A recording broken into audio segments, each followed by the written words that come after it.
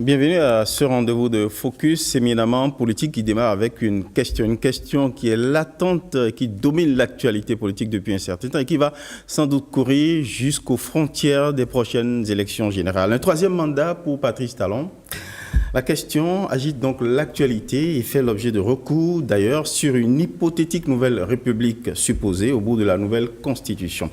Le spectre de cette question a hanté même le procès Bokor Omeki et suscité des réactions par la suite et postures inattendues, voire critiques, aussi bien dans le camp présidentiel que dans le camp de l'opposition. En témoignent les déclarations du parti Les Démocrates, suivies de la sortie critique d'Adrien Roumbeji, dont l'ancien parti PRD avait fusionné avec l'Union progressiste pour donner l'UPR, le plus grand parti du bloc présidentiel. Alors, Focus a sollicité le coordonnateur des ministres conseils du président Talon pour analyser cette actualité politique qui se développe avec en trame de fond l'échéance ou les échéances politiques électorales de 2026. Monsieur Janvier Yahouedéou, bonjour et merci d'avoir accepté notre invitation pour décortiquer un peu l'actualité politique de plus en plus riche en rebondissements.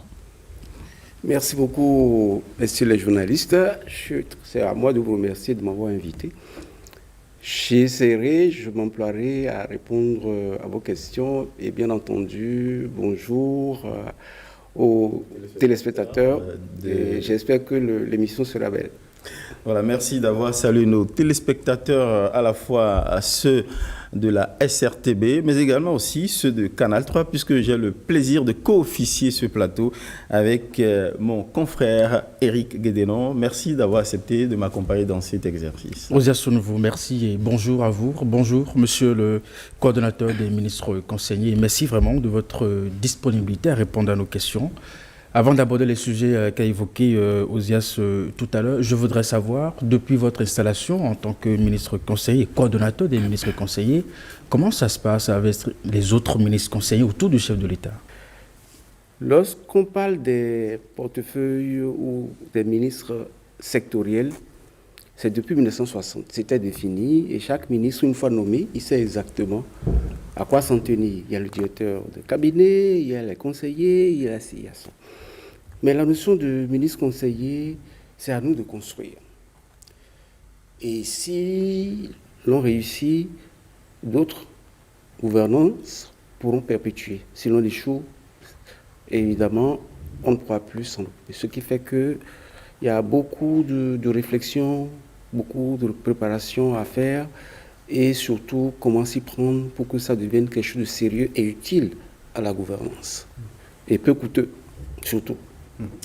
Comment vous-même, après la lecture que le chef de l'État a bien voulu en donner, la création des fonctions de ministre conseiller, quelle appréhension vous-même vous en faites et comment ça va se dérouler concrètement sur le terrain? En fait, vous êtes comme une armée de soldats politiques derrière le chef de l'État pour apporter un peu plus d'adhésion à la gouvernance et surtout... 2026 arrive. C'est l'interprétation qui est faite. Le président Talon a envie de finir son mandat en beauté. Il ne voudrait pas qu'il y ait un seul détail ou un seul élément de mal fait.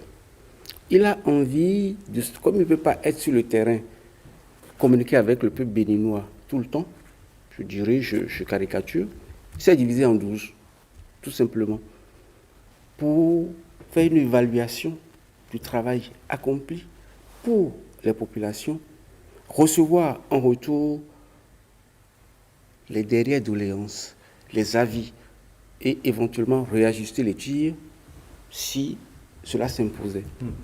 Donc, ce n'est pas exactement ce que vous pensez de ça. Et les ministres conseillers, évidemment, sont dans les ministères, sont avec les ministres pour voir et évaluer les politiques, les stratégies et réajuster s'il le faut. Vous ne travaillez pas en censeur des actions des ministres, mais plutôt en veilleur de l'impact. Voilà, ce n'est pas de la censure, on est là pour voir telle décision sous l'angle politique, ça donne quoi? Au-delà de l'aspect que vous évoquez, nous voyons déjà les premières actions des ministres conseillers. Il y en a qui répondent aux opposants déjà, dans les médias, du tac au tac. Oui, c'est-à-dire que c'est lorsque, vous savez, il y a eu... Nous n'avons pas une opposition constructive. C'est une opposition qui ne cherche qu'à détruire. Ils sont dans leur rôle, Oui, mais bon, de critique de l'action du gouvernement. Il y a trop de désinformation, c'est pas bien. Au lieu de se préoccuper des stratégies qu'il faut pour prendre le pouvoir, mais notre opposition ne s'en préoccupe pas. Monsieur le ministre, attardons-nous un petit instant sur votre nomination au poste de ministre conseiller, non seulement ministre conseiller, mais le coordonnateur en fait de tous les ministres conseillers. Vous n'avez pas toujours été amène vis-à-vis du président Talon ou de ses proches, et pourtant, il vous a tendu la main, vous a rallié à sa cause. Cela fait écho à une déclaration qu'il a eu à faire, à savoir que le pardon pourrait être une faute. Comment a-t-il réussi quand même à vous pardonner et comment vous avez réussi à accepter cette main tendue et de vous rallier à sa cause? Ça me paraît un peu complexe. Expliquez-nous un peu, on veut comprendre. Vous savez, il ne faut plus lire les propos du chef de l'État au premier degré. Interpréter les propos du président Patrice Talon au premier degré vous amène à ne rien comprendre. Le président Patrice Talon, il parle peu et derrière chaque phrase, c'est très lourd, c'est du lourd. Je prends mon cas. En 2016, moi, je n'ai pas soutenu le président Patrice Talon aux élections. On s'en rappelle. Et tout simplement parce que quelqu'un d'autre m'avait fait appel et je lui ai dit à donner ma parole avant d'apprendre que M. Patrice Talon voulait être candidat. On est amis depuis une trentaine d'années. Alors le fait que je ne l'ai pas soutenu, ça a dû le faire mal, c'est humain. Et moi, j'en avais presque honte après. Il a fait sa campagne, il a réussi, et moi, j'ai compris que j'étais foutu pour plusieurs années. Je suis resté dans mon coin. C'est un vendredi soir, il m'appelle. 3 mois après son investiture, je suis allé le voir et il me dit, bon, j'ai décidé de mettre fin à ta souffrance morale. Je me souffrance, je l'appelle Fofo, affectueusement. Je ne souffre pas, tu souffres. À chaque fois que tu passes devant le CNHU, tu aperçois la présidence, tu te dis, ben, si j'avais soutenu Patrice, ben, je pourrais rentrer dans cette maison facilement, mais je ne peux même pas regarder. Il dit, bon, écoute, la République a besoin de toi. Il faut qu'on soit ensemble, que tous les fils de ce pays se mettent ensemble pour le construire. Donc, il n'est pas question de penser que parce que tu ne m'as pas soutenu, tu dois rester à l'écart. Bon, pas d'aujourd'hui, on va baptiser cette journée Nouveau Départ. Alors, et je ne suis pas seul. Je ne suis pas seul. Je prends le cas du président de l'Assemblée nationale. Louis Vlavonou n'a pas fait campagne pour Patrice Talon, le candidat Patrice Talon. Et pourtant, il a désigné, il a certainement soutenu pour être président de l'Assemblée nationale, c'est-à-dire le numéro 2 du Bénin, pendant 2 mandats. Il y a un autre ministre conseiller, Jacques Ayadji, était très critique envers Patrice Talon. Il n'a pas hésité à le nommer aujourd'hui ministre conseiller. C'est pour vous dire que le chef de l'État, Patrice Talon, il faut éviter dès qu'il dit un truc, on saute là-dessus pour dire « Ah, non ». Par contre, autant le pardon lui est facile lorsqu'il s'agit de sa personne, autant sur des questions liées à la République, à la survie de notre pays, il se montre plus rigoureux. Donc, il faut faire la nuance. Monsieur Janvier Yawédiou, pourquoi devrait-on espérer un pardon si, dans le jeu politique, je suppose qu'à l'époque, vous n'avez pas soutenu Patrice Talon en tant que candidat sur vos propres convictions? C'était du fond de votre cœur. Non, c'était pas de la tricherie. C'était pas une trahison. Oui, en fait, vous étiez convaincu qu'il n'était pas le bon. Non, c'était pas parce que j'étais convaincu qu'il n'était pas le bon, c'était parce que j'avais déjà donné ma parole à un autre ami, avec qui j'étais moins ami qu'au candidat Patrice Talon. Mais le seul fait d'avoir dit à l'autre, ok, je te soutiens, parce qu'à l'époque, je ne savais pas qu'il était candidat. Mais après, quand il s'est déclaré, je ne pouvais pas non plus abandonner l'autre. Donc, vous nous conviez à comprendre que la formule utilisée par le président de la République dans une circonstance particulière, à savoir que le pardon pourrait constituer une faute, c'est lié aux questions éminemment importantes de la République. De la République, quand il s'agissait du pays, chaque fois qu'il s'agit du pays, en fait, il se montre intraitable. Nous allons essayer de corriger ce qui a été détruit et faire mieux. Effectivement, tous ceux qui insultent le président Talon aujourd'hui, ils sont à 80% auteurs des malversations. Ils ont des casseroles. Ils ont des cadavres dans leur placard. Si le président Talon n'avait pas, il n'est pas dit qu'il ne va pas revenir là-dessus, à tout le monde peut revenir là-dessus, et même si lui ne revient pas là-dessus, moi je reviendrai là-dessus. Donc, effectivement, fermer les yeux sur des erreurs, à un moment donné, peut constituer une faute.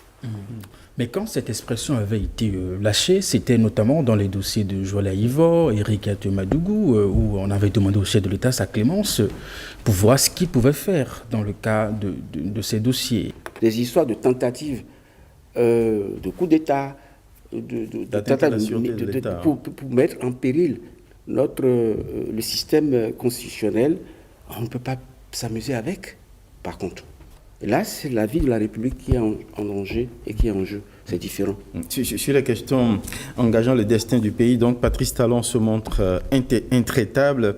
Il n'est pas forcément prêt à pardonner, sauf à ce que le pécheur a écuvé les sanctions liées à son crime et peut-être après envisager une éventuelle rédemption. Chiche. Mais autant que Yahweh Déhou, d'autres comme Maître Alain Orunla qui défendait bec et longue et critiquait, fustigeait Patrice Talon et défendait Adiavon, Sébastien, il lui a fait appel, il a associé à sa gouvernance, autant qu'il a fait avec Maître Adrien Roumbédi, qu'il a associé à des réformes politiques qu'aujourd'hui, Maître Adrien Roumbédi, il critique comme étant liberticide, et autant qu'il critique la gouvernance du Talon comme une gouvernance d'exclusion. Vous avez suivi sa sortie. Comment est-ce que vous réagissez à cela? Vous savez, j'étais sûr que cette question viendrait sur ce plateau. Vous savez, juste pour illustrer, il y a une émission célèbre qu'on appelle Bébête Info sur une radio de la place. C'est pour rire, mais pour dire du sérieux. Et vous savez, Bruno Amoussou, je l'avais baptisé Davolabome. Bio Tchané, c'était Petit B. Mathieu Kérékou, c'était Demi-Dieu, etc. Mais à Massé, vous savez, je l'avais appelé, c'est le Roumbédi, je l'avais appelé Amassé. Amassé, dans notre langue, c'est un serpent à deux têtes. Vous voyez la tête là-bas, vous pensez le prendre par la queue, mais en fait, l'autre tête est là. Donc, je dirais que c'est une bicéphalie. Et en 2003, lorsqu'il a quitté le gouvernement, j'avais réalisé un petit documentaire. J'ai amené le CD. Et c'est le destin d'une feuille morte. Adrien Roumbédi, le destin d'une feuille morte, où l'emporte le vent. Je vais essayer de remettre ce truc pour que les gens puissent rigoler un peu, mieux connaître Adrien Roumbédi. Mais ça sur les réseaux sociaux. Pour que ceux qui pensent que les jeunes, parce que là je vous parle de 2003, avec 22 ans aujourd'hui, que les jeunes qui n'étaient même pas nés connaissent mieux Adrien Roumbédi. Donc moi je pense que il vaut mieux qu'on parle de choses sérieuses. Parce que Adrien Roumbédi est capable, il a cette facilité à revenir sur ses propos. Même dans 3 mois, il est capable de dire le contraire de ce que vous avez entendu. Donc ça ne sert à rien du tout de prendre ses propos au sérieux. On parle de quelqu'un qui est bien âgé, qui est un poids lourd. 3 fois président de l'Assemblée nationale. C'est tout ce que Maître Adrien Roumbédi vous inspire. Le défaut d'Adrien Roumbédi, c'est son incapacité à être stable. S'il était une femme, il aurait changé de mari 4 fois. Est-ce que ce n'est pas le propre des politiques, Janvier Yawédéo? Vous aussi, vous étiez critique envers Patrice Talon, mais aujourd'hui... Non, je n'ai jamais été critique envers Patrice Talon, par contre. Jamais. Jamais. Mais critique vis-à-vis de certains de ses proches. J'ai été... Qui étaient impliqués dans des dossiers. C'est différent. Et vous voulez parler d'Olivier Bocor. Pour ne pas le nommer. Mais Patrice Talon n'était pas trempé dans affaires matérielles agricoles. Du tout. Sinon, je l'aurais dit, je l'aurais cité. Olivier Bocor, oui, c'était faux, il aurait attaqué, hein, et j'ai les preuves. Je ne parle jamais sans preuve. Je ne parle jamais sans preuve, et je vous affirme que ce monsieur, j'ai les preuves. Mais en même temps, réagissant justement à ce procès, lorsqu'il recevait les membres du grand parti UPR, justement, revenant à Maître Adrien Humbédi, il considère que ce procès est le prolongement, la conséquence, pour paraphraser ses propos, de la politique d'exclusion, d'une gouvernance d'exclusion et de loi liberticide. C'est comme ça qu'il considère l'affaire. Quelqu'un lui a... Donc sa sortie est tout sauf un non-événement, tel que vous semblez vouloir... quelqu'un, je ne sais pas si c'est pas le ministre du Conseil Gbadamassi qui disait, mais la loi sur le numérique, il est président de l'Assemblée nationale lorsque ça a été voté. Et le Bénin fait partie des premiers pays à voter une loi pareille. Et beaucoup de pays par la suite ont eu à faire parce que le numérique, c'est beau, c'est agréable, mais c'est dangereux. Donc, ne pas l'encadrer, ça peut entraîner des désastres monstrueux. C'est pour ça que ça a été amené. Et alors, aujourd'hui, lui, Humbédi, qui était président de l'Assemblée lorsque ça a été voté, critique, ça démontre l'inconstance du monsieur. Ça signifie que lui-même, il ne sait pas ce qu'il a voté. Mais sa sortie, même si on considère que Humbédi c'est une girouette qui fait des pirouettes politiques par moment en fonction des circonstances, cette sortie n'est cependant quand même pas anodine. Certains considèrent ça comme une sorte de conspiration, notamment qui pourrait fragiliser le camp présidentiel, parce que son ancien parti PRD n'est pas un petit morceau dans le bloc présidentiel. Est-ce que cela ne pourrait pas fragiliser justement le grand parti UPR et donner des soucis du fil à retordre au plan électoral? En politique, on cherche toujours à faire de l'addition. C'est le mot, c'est l'expression courante.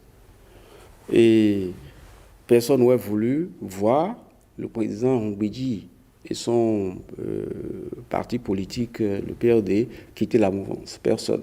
On ne souhaite pas. Mais lui-même sait, avec le nouveau code électoral, et même avec l'ancien, son parti politique, le PRD, ne peut plus avoir des députés. Même avec l'ancien code, n'a pas pu totaliser 10% sur le plan national. Il y a moins de 5%, je crois bien. C'est pour ça qu'il n'a pas pu avoir de députés à l'Assemblée. Alors, par conséquent, aujourd'hui, qu'il prenne le risque de quitter la mouvance, ça ne l'arrange pas. Et même, avec ces 5%, il rejoignait l'opposition, c'est-à-dire les démocrates, ça ne donnerait rien du tout. Il n'y aura pas d'issue. Il n'y a pas d'issue. Donc, j'espère que l'intelligentsia politique qui entoure Humbédi le conseillerait pour qu'il ne franchisse pas, qu'il n'aille pas vers cette nouvelle aventure. Mais ce n'est pas mathématique, vous savez, oui, les situations politiques. Ça peut changer à tout moment. Mais ce n'est pas évident. Vous vous rappelez, en 2016, la machine lourde du côté de l'ancien président Yahi, qui aurait souhaité que ce soit son dauphin qui l'emporte, avec tous les partis qui l'entouraient, on considérait que la question était pliée, et pourtant, un Patrice Talon, il sort de l'exil, il n'avait aucun parti pour le soutenir, il renverse la vapeur. Mais tout est possible en politique. Dans le cas actuel, la malchance de Humbédi, et même de l'opposition, c'est l'évidence de la réussite du mandat du président Talon. Le vrai problème de la mouvance, c'est ça. Le bilan. Le bilan. Il faut que les politiciens qui s'agitent comprennent l'âme d'un peuple. Je me rappelle, en 2000, je crois que c'est en 2011, mais tous les hommes politiques s'étaient entendus pour faire tomber Yaya Boni, candidat. Mais le peuple voulait de Yaya Boni. Mais lorsque tu réunis la foule pour dire Yaya Boni n'est pas bon, t'applaudis. Mais moi-même, je réunissais du monde et je dis oui, il va partir. Yaya Boni ne vaut rien, il va partir. Je parlais de lui, il a volé, il sait ses services, machin.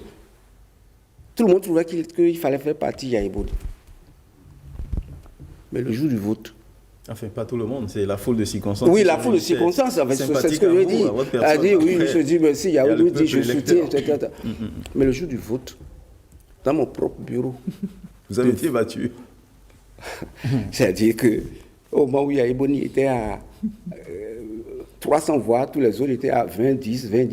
Monsieur Jean-Louis. Donc c'est pour vous dire qu'il faut se méfier des effets de foule. Ce n'est pas parce que lorsque Yaya Boni aujourd'hui se balade, on voit les foules, que cette foule est d'accord avec. Les gens savent l'impact du bilan du président Patrice Talon sur leur quotidien. Donc, quel est le peuple que vous... Est-ce que vous connaissez un peuple où le peuple ne râle pas?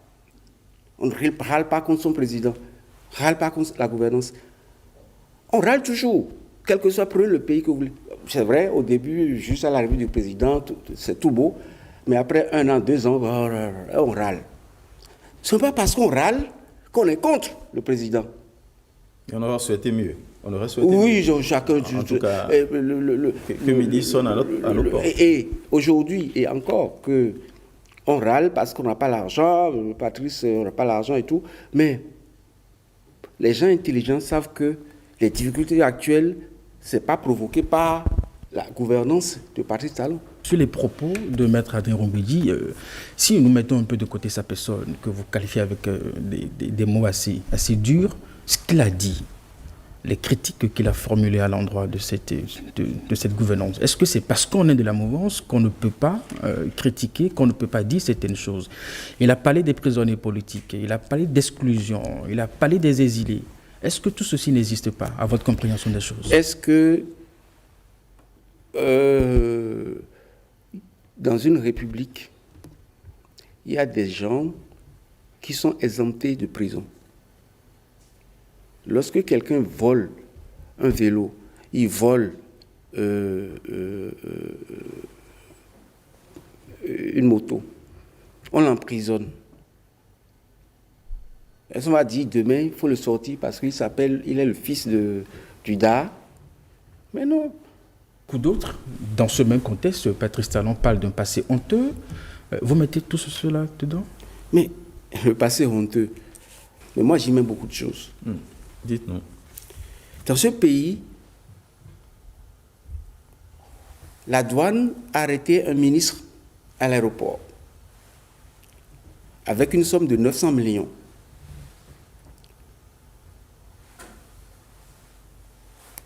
Le peuple s'écrie et le chef de l'État vient gaillardement à la télévision. Il dit, mais pourquoi vous parlez de ça? Quelqu'un a perdu son argent. C'est pas honteux ça. Parmi ceux qui s'agitent aujourd'hui, les villas Sensat que vous voyez là, les gens n'ont pas acheté. Les terres ont été distribuées aux copains. Des terres qui valent des centaines de millions ont été distribuées, offertes aux copains. C'est pas honteux. Mais ces pratiques qui font de ce passé honteux, vous êtes sûr que ça n'existe pas aujourd'hui? Nous avons vu des procès à la criette. Est-ce que vous vous rappelez? J'ai un autre exemple à vous donner. Nous avons, avec le renouveau démocratique, nous avons réussi, comme disait le professeur Devoe-Djiré, avec la fatalité. Nous sommes passés de Cototrou à Cotopavé. Et un monsieur est venu, un homme, je dirais, providentiel, qui s'appelle Nicéphore Souglo, qui en 5 ans a redressé ce pays. Et on est passé Si je prends le cas du coton, on est passé de 90 000 tonnes en 1990 à plus de 350 000 tonnes en 1996. Le Bénin a changé. Ou amorcer son changement. Enfin, Ou amorcer son changement. Le monsieur a tellement travaillé qu'on a surnommé... Maçon. Non, ça c'est bébé Trifot. Il est devenu Hercule. Mais par quel phénomène les Béninois ont pu chasser un président du genre pour ramener la mafia au pouvoir? Et les Béninois ou les acteurs politiques? Et les acteurs politiques, bien sûr. Et lorsque ces gens ont repris le pouvoir, c'était exactement comme un scénario d'un mauvais film fantastique qu'on aurait pu titrer La Mafia. Nous sommes de retour. Tout de suite. Vous vous rappelez de la Sonapra? Sous Soglo, la Sonapra contribuait au quart du budget national. Et qu'est-ce qui s'est passé? Cette Sonapra-là, je me rappelle, on produit le coton. On n'achète pas le coton. Les copains du chef de l'État vont prendre le coton à 0 francs à Sonapra, ils vont vendre et les plus sérieux viennent retourner les sous après. Mais il y a un monsieur qui, à lui tout seul, a acheté pour 14 milliards à la Sonapra, n'a jamais payé, jusqu'à aujourd'hui. Et pour sauver la campagne, le président Yaïboni a dû décaisser 11 milliards du trésor public pour pouvoir payer les transporteurs et autres et sauver la saison. Est-ce que vous vous rappelez, quand pour couvrir le vol, le bureau du ministre, on l'incendie. Le bureau du directeur financier, on l'incendie. Vous parlez du ministère de l'Agriculture. Du ministère de l'Agriculture. On l'incendie pour faire disparaître toutes les preuves. Et vous vous rappelez, nous avons réussi, nous avons eu l'intelligence nous avons réussi à soulager les caisses de la Sodacop de 16,6 milliards dans ce pays. C'est-à-dire que si... Et lorsqu'on a fini de faire tout ça, on est passé d'un pays qui décollait et on revient à un pays qui recule. C'est pas honteux? Pour moi, c'est honteux. Donc, nous devons prendre conscience. Donc, le fait de dire passer honteux, on peut l'apprécier de 1000 manières. Alors, il y a dans l'actualité, on l'a évoqué, on l'a annoncé en introduction au seuil de ce plateau, la question d'un troisième mandat, disons-le, inconstitutionnel, qu'on prête potentiellement à Patrice Talon. Et d'ailleurs, au-delà de la suscitation de candidature de Olivier Bokor, c'est un motif subliminal insinué par Oswald Omeki, alors ministre au gouvernement, pour acter sa rupture de banc avec le magistère de Patrice Talon. Aujourd'hui, le pays est traversé par trois courants, les suspicieux légalistes, les velléitaires, les tenants d'une nouvelle république potentielle suggérée par la modification des dates du processus électoral, notamment la date de prestation du serment du chef de l'État. Le camp ou l'entourage du chef de l'État est-il ainsi marqué aujourd'hui, monsieur Yahoudou? Est-ce qu'il y a une polarisation, un camp pour oui, il faut que Talon essaye la chose, un camp qui n'est pas du tout favorable et un camp qui se dit, bon, pourquoi pas peut-être au bout d'une potentielle nouvelle république qu'aurait validé la Cour constitutionnelle. Et vous êtes dans quel camp? Il n'y a pas de camp. Vous savez, d'abord c'est un sujet, le sujet que vous évoquez, c'est un sujet plutôt pernicieux. Et je vais donner moi mon avis en séparant mon rôle, ma position, l'avis donc du ministre conseiller et du chef de l'État que je suis, de l'avis de Janvier Yaoundé. Je préfère. Mon avis personnel, je vais vous le donner. Il faudrait que notre Afrique se réveille. Enfin. Vous voyez, dans les années 70-80, il y a ce qu'on appelait le tiers-monde. Le tiers-monde était composé de l'Afrique, de l'Asie. Et de certains pays de l'Amérique latine. Aujourd'hui, l'Afrique est la seule pauvre. En d'autres termes, si on devait parler encore de tiers-monde, il n'y a que l'Afrique qui soit dedans. Pourquoi? Et au même moment, la Chine est devenue grande puissance. Le Japon, idem. L'Inde et tout ça. Et on doit se poser des questions. C'est quoi le lien avec... Mais en même temps... les États, figurez-vous que la Chine soutient indirectement les États-Unis financièrement. Parce que les États-Unis émettent ce qu'on appelle les bons de trésor pour financer sa dette. Vous savez, la Chine, en 2013 par exemple, la Chine a détenu environ 1300 milliards de dollars de dette américaine. Voyez-vous, cette Chine ne connaît pas de démocratie. La Chine a choisi son modèle. En Chine, il parle de socialisme à la chinoise. Le président qui est là, tant qu'il respecte les règles établies, il peut rester là de façon indéfinie. Tant que le pays avance, quelle est l'utilité de changer d'être? Ce système de haut-toi de là, je m'y place, il faut arrêter. Mais en même temps, monsieur Alaou, à ceci près que les Chinois aussi revendiquent une forme de démocratie, et j'y étais avec Eric, où des représentants du PCC, le Parti communiste, admettaient que la Chine aussi a inventé sa forme de démocratie. La démocratie, c'est le pouvoir du peuple. Parce que lorsque même le dirigeant, il a peut-être la possibilité, le privilège de poursuivre, de se maintenir, mais c'est à la l'aune de ses performances, de ses résultats. Parce que le peuple, à plusieurs niveaux, gradation, a la possibilité de démettre un dirigeant qui se montre, par exemple, corrompu. Il fut une époque en Chine, où ils étaient littéralement guillotinés ou fusillés, ceux qui étaient convaincus de crimes contre le pays. Donc, il y a une manière d'organiser le pouvoir du peuple en Chine qui permet de contrôler ou d'influencer le pouvoir. Exact. Et vous rejoignez en fait mon point de vue. Ça veut dire quoi? Ça veut dire que chaque peuple doit adapter sa constitution en fonction d'une orientation de développement. Nous... C'est aujourd'hui que vous sentez ce besoin? Attendez, nous...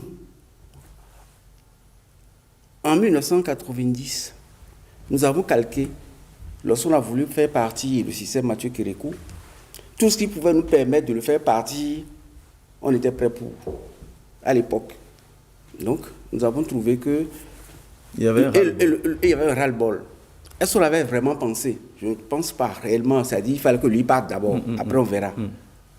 Mais aujourd'hui, nous devons repenser notre marche dans le monde. Nous devons repasser à l'évolution, à la marche du Bénin vers son destin dans le temps. Parce que on ne peut pas continuer par respirer et par raisonner par rapport aux colons. Quand même. Monsieur Jean-Louis Yawédé. On est suffisamment âgé pour concevoir nous-mêmes. Et moi, le modèle chinois interpelle. Moi, j'ai envie que mon pays... Nous avons l'habitude d'inventer, d'innover. Le Bénin, c'est le Bénin qui a amené l'histoire de conférence nationale. C'est le Bénin qui a amené l'histoire de Sénat. Lorsqu'il y a eu notre renouveau démocratique, il y a eu la création de la Sénat, etc., conférence nationale. Mais d'autres pays nous ont imités. C'est comme ça qu'on s'est retrouvé sous les Souba au Congo, on s'est retrouvé en 90 avec la CENI, machin. Vous voulez qu'on invente quoi maintenant? Vous voulez qu'on invente quoi? Un système long? Moi, qu'est-ce que vous voulez? Qu'est-ce que veut le Béninois? C'est-à-dire que on avance de 10 mètres, on doit reculer de 50 mètres. C'est pas possible. J'ai envie de vous dire quelque chose. J'ai envie de vous dire quelque chose, s'il vous plaît. Il y a c'est le mari d'un parent. C'est un Français qui a l'habitude de venir voir la belle famille, qui a mis 4 ans avant de revenir. Il me voit, ça fait à peu près 8-9 mois, et il dit, mais Janvier, votre président, vous êtes sûr que c'est un homme, celui-là? D'abord, j'étais choqué par la question. Je dis, mais non, c'est un extraterrestre. On ne peut pas construire un pays de cette manière en si peu de temps. Alors, et c'est quand il s'est expliqué, j'ai compris ce qu'il voulait dire. Mais on ne peut pas avoir la chance d'avoir un bâtisseur. Dieu seul sait si ce monsieur dort. D'accord. Et c'est ça qui nous a inspiré votre réflexion avec cette comparaison à la Chine, système chinois. Oui, c'est-à-dire que... Alors, si nous remontons un peu en arrière, vous aurez dit la même chose pour Yaïboni par le président? Et pourquoi? Jamais. Mais attendez. Alors, comment on fait alors dans ce cas de figure? Tous les scandales que j'ai dénoncés, c'est sous qui? Très bien. Alors donc vous comprenez le risque, la raison fondamentale pour laquelle un peuple ne peut pas confier son destin à un homme qui bénéficie d'un système qui lui donne la longévité au pouvoir ad vitam. C'est-à-dire qu'il emprisonne ce peuple dans une impasse. Le système chinois est exceptionnel. Vous êtes là, celui qui va vous défaire, ce n'est même pas le grand monde, c'est le parti politique qui vous retire sa confiance. Et c'est un grand parti politique. Le jour parce que vous faites mal. Mais tant que, ce que je dis, c'est que tant que le président de la République fait bien, pourquoi le remplacer?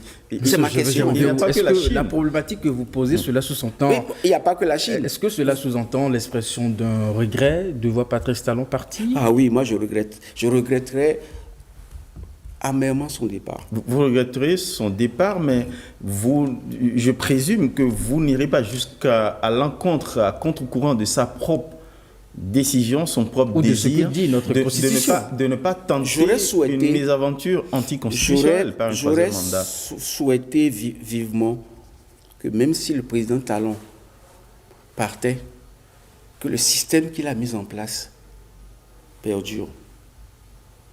Ce n'est pas la personne du président Talon qui me préoccupe. Vous voulez parler des institutions, de l'organisation. L'organisation mise en place. De l'État. Il faut, si on regarde, vous voyez, le Bénin aujourd'hui est exactement dans la position d'un avion qui décolle. Alors, M. Jean-Yawelou, si vous ne laissez pas cet avion se stabiliser, et vous demandez au pilote de redescendre, ça va cracher.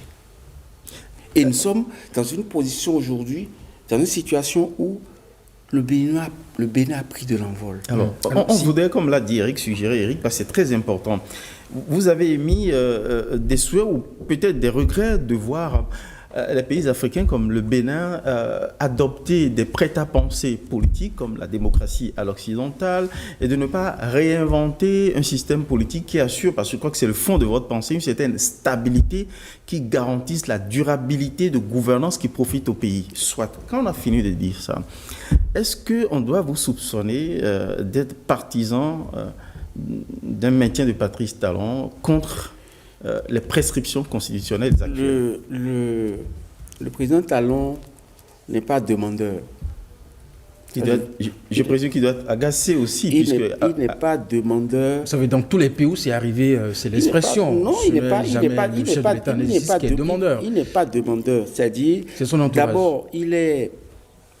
le seul souci, quand j'échange avec lui, son souci, c'est comment faire pour que toute l'avancée en termes de développement de notre pays ne soit pas remise en cause.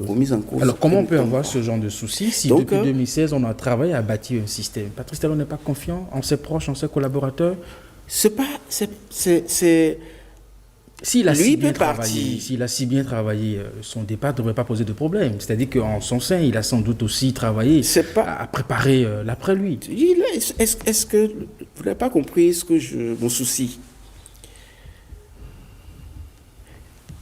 S'il arrive, certainement qu'il le fait, s'il arrive à mettre en place un système qui ressemble un peu à la manière dont fonctionne le système chinois, de sorte que lorsque tu es dans le système, tu ne peux pas voler, tu ne peux pas faire des conneries, tu ne peux pas... Et tu restes dedans, c'est comme un habit taillé sur mesure, tu es obligé. Le primat du respect du bien public et de l'intérêt général. Lorsque c'est bien tracé, le chemin est bien tracé, on n'aurait pas peur du départ de Patrice Talon. Monsieur Yaoulou, vous Mais avez... ma peur, c'est qu'ils partent et que ce qui nous est arrivé après le départ du président Soglo nous arrive.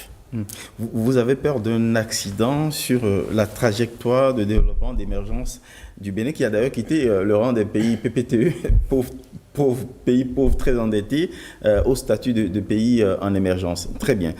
Mais quand on a fini de dire ça, vous avez eu comme une sorte de lapsus qu'on reproche justement aux dirigeants africains qui sont comme dans une sorte de nostalgie des périodes moyenâgeuses où il y a un pouvoir monarchique, où tout est centralisé autour d'eux. À cela, Obama répond non, faites attention à mettre en place des systèmes qui survivent aux individus. D'ailleurs, le chef de l'État lui-même, dans une visite en Chine, il a dit, nos peuples nous survivent. Est-ce que le risque, ce n'est pas justement de faire dépendre d'un seul homme la mise en place d'un système qui après lui échappe, sur lequel personne n'a plus de crise, plutôt que sur des institutions, sur le peuple qui doit s'approprier justement son destin? Je vous ai dit tantôt que le peuple béninois a tout compris. Et ce faisant, je disais, les Béninois vont se surprendre et de ne pas faire confiance aux critiques. Un peuple râle toujours. Et vous faites confiance à cela pour penser que vous pouvez tout changer, vous vous trompez. Le président Talon a lancé une machine qui a bien marché. Quel est le secteur qui n'a pas été impacté? Dites-moi. Quand on dit Bénin, par le passé, on ne connaît pas, personne ne connaît le Bénin. Ah bon, c'est où? On est obligé de dire, vous connaissez le Nigeria? Ah, c'est à côté. Aujourd'hui. Et autre chose, pour ceux qui éventuellement ont entendu parler du Bénin, dire, le vaudou, là où on tue les hommes. Aujourd'hui, là, le Bénin brille. Le Bénin rayonne à l'international. Et même lorsqu'il a réussi à transformer le négatif en positif, tout le monde a envie d'aller voir Vodou Days au Bénin. On est passé de 100 000 invités à 435 000 visiteurs. C'est-à-dire, même ce qui est négatif... Il y a comme un désir d'un Bénin qui marche, qui rayonne. Très bien. Mais cependant, on sent chez vous, et chez certains, je vais dire, proches admirateurs de la gouvernance Talon, comme une sorte de frayeur, de crainte, d'angoisse sur 2026, l'après 2026. Redouteriez-vous que l'opposition vous ravisse le pouvoir en 2026? L'opposition ne peut pas ravir le pouvoir parce qu'elle n'est pas organisée. Est-ce que vous ne redoutez pas des guerres fratricides au sein justement du camp présidentiel et qui pourraient porter l'estocade aux chances de ce camp de remporter l'élection en 2026? Vous savez, tel que les choses se lorsque vous êtes en politique et vous n'avez pas d'ambition, vous n'avez pas votre place dans ça. Un politicien a forcément... C'est même l'ambition qui vous amène en politique. Et vous êtes sûr que votre camp survivra à ces guerres, à ces, vous savez, ces tensions, ces ambitions tant que contraires? Nous avons une chance. La chance de la mouvance, c'est d'avoir un chef d'équipe charismatique. Le jour où le président Talon suggérera un nom, sachez qu'il a déjà fait le tour de tout le monde. Lorsque Patrice Talon vous dit janvier, est-ce qu'on peut se voir demain à Parakou, comprenez que si il n'est pas déjà à Parakou, c'est qu'il est déjà à Tchaourou, avant de vous dire On se voit par la coup de main. C'est peut-être un scoop, on ne sait jamais, c'est peut-être Janvier Yawédéou, enfin. Donc, c'est quelqu'un, il a là. Il est dans l'anticipation. C'est Patrice Talon qui fera le choix du candidat de la mouvance. Mais c'est lui le chef d'équipe. Donc, il ne le fera les pas partis seul. politiques feront quoi? Il ne fera pas seul. Vous qui êtes du bloc républicain, par c'est ce que je vous dis, c'est-à-dire que... Il avait avoué qu'il pèserait sur ce choix. Eh bien, il va peser parce que c'est lui... Est-ce que moi, j'allais voir... Et M. Sounouvou vous dit, bon, écoute, moi, je vais être candidat, tu me soutiens. Tu vas accepter? Enfin, vous n'avez pas accepté. Vous n'avez pas accepté. Donc, il faut bien que ce soit quelqu'un qui a l'influence sur tout le monde, qui puisse voir, qui peut, et qui va convaincre tout le monde, qui va tenter de convaincre tout le monde pour allier à sa vision. Et vous parlez, vous échangez. Sur vos inquiétudes tout à l'heure et sur votre peur de voir Patrice Talon parti pour le travail qu'il a fait, vous êtes convaincu qu'on ne peut pas trouver mieux dans la marche de notre pays? Nul n'est indispensable, on dit, mais un bosseur de la trempe de Patrice Talon, un monsieur intelligent, qui a du goût, comme Patrice Talon, on va chercher. On va chercher, on croise les doigts pour que le pays en trouve. Éric, vous regretteriez que le ministre conseiller ne se prononce pas sur la peine qui a été infligée à l'ami du chef de l'État dans cette affaire de... Vous savez, votre numéro 2. C'est regrettable. Je vais vous dire quelque chose. Ça, c'est mon avis personnel. Ce n'est pas l'avis du ministre conseiller Yawédéou, mais l'avis de Janvier Yawédéou. Qui ne digère pas l'homme. On peut ajouter cela. Oui. Mais vous savez que si ce coup d'État avait marché, que Patrice Talon serait assassiné. C'est obligatoire. Ben, c'est vous qui le dites. Oui, mais c'est obligatoire. Parce que le coup d'État aurait été organisé. Et c'est le président, le commandant de la garde républicaine qui aurait pris le pouvoir. Si le chef de l'État survivait, mais le chef d'état-major des armées, qui est le commandant de eux tous, va réagir. Il va réagir et il va s'en sortir si le chef de l'État est vivant. Donc, ce qui est arrivé, c'est d'une monstruosité rare. Et je trouve même que 20 ans, c'est peu. Je trouve que moi, j'étais... à la criette pour... en tout cas, que les Béninois ne me nomment jamais les juges ont là-bas. fait le travail en fonction du code pénal. Oui, mais je trouve même que c'est peu. C'est mon avis. En tout cas, merci d'avoir donné votre avis sur ce sujet, mais également sur les autres affaires de l'heure qui dominent l'actualité qu'on a évoquées au cours de cette émission. L'actualité politique va évoluer. On n'est qu'au début. 2025, c'est une année préélectorale. On aura encore besoin de vous avoir sur ce plateau et bien d'autres ministres conseillers aussi qui officient dans une posture politique pour analyser avec nous et opiner sur la marche de notre pays. Merci beaucoup à vous, cher Eric. Merci. Merci à vous. On n'a pas vu le temps passer. On n'a pas vu le temps passer. Merci beaucoup. Et bon dimanche à vous. J'imagine bien. On aura d'autres occasions. Merci beaucoup. Merci les journalistes. Merci de l'invitation. Merci de nous avoir suivis.